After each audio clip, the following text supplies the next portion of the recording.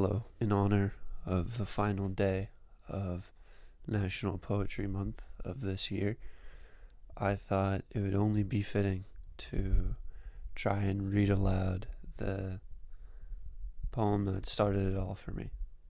So, I looked over it once because it's been years just to get a feel for it again, but I'll have it pull up because this time I'm going to be able to look at it. I'll try and do it from memory. We'll see what happens. No, I can't do it by memory. I'm sorry. Abandoned Farmhouse by Ted Kooser. He was a big man, says the size of his shoes on a pile of broken dishes by the house. A tall man, too, says the length of the bed in an upstairs room. And a good, God-fearing man, says the Bible with a broken back on the floor below the window, dusty with sun. But not a man for farming, says the fields, cluttered with boulders and the leaky barn. A woman lived with him, says the bedroom wall, papered with lilacs, and the kitchen shelves, covered with oilcloth. And they had a child, says the sandbox made from her tractor tire. Money was scarce, say the jars of plum preserves and canned tomatoes sealed in the cellar hole. And the winter's cold, say the rags in the window frames. It was lonely here, says the narrow country road. Something went wrong, says the empty house in the weed-choked yard. Stones in the fields say he was not a farmer. The still-sealed jars in the cellar say she left in a nervous haste. And the child? Its toys are strewn in the yard like branches after a storm. A rubber cow, a rusty tractor with a broken plow, a doll in overalls. Something went wrong, they say.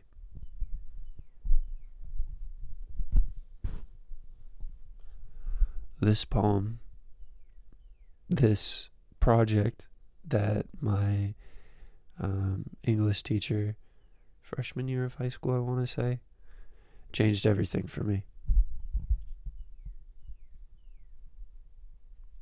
I've said it 1,000 times. I became a poet in that room and no one knew.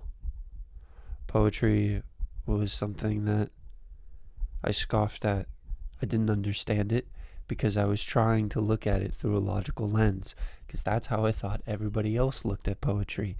They're just mumbled words, but if you look deep, there's some twisted metaphor within the stanzas. I never understood. I tried writing. I was an imposter. I was faking. I was putting on a facade. I was writing what I thought the poet would write. And in doing so,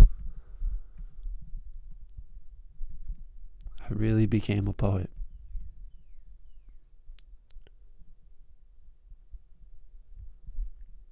I stopped looking at poetry, looking at art, looking at the world with a logical lens. This world means fucking nothing. We are on a rock in space, hurtling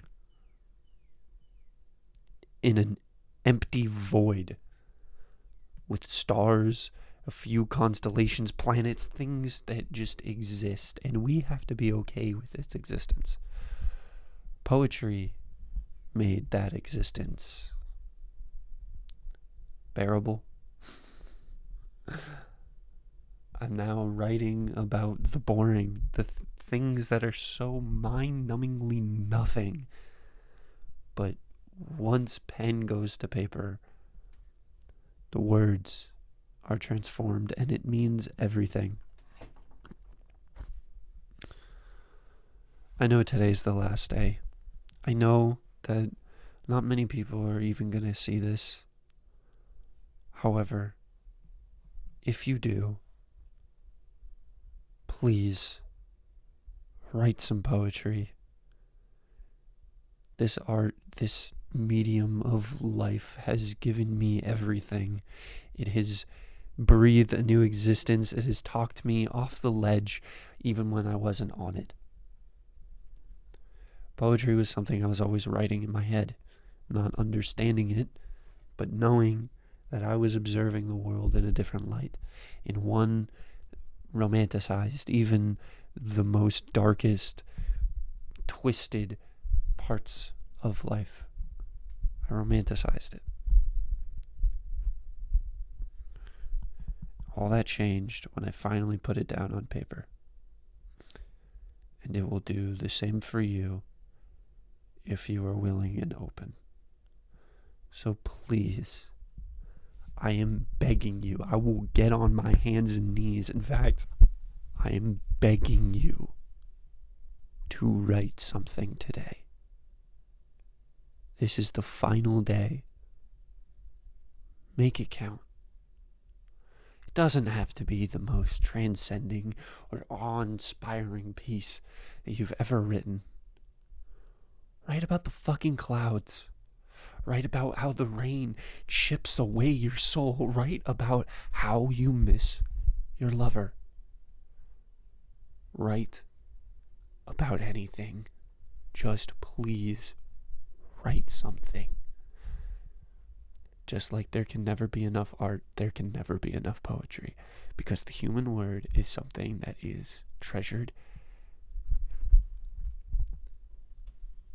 and will go on until we are extinct. So please, write something today. That's all I ask of you.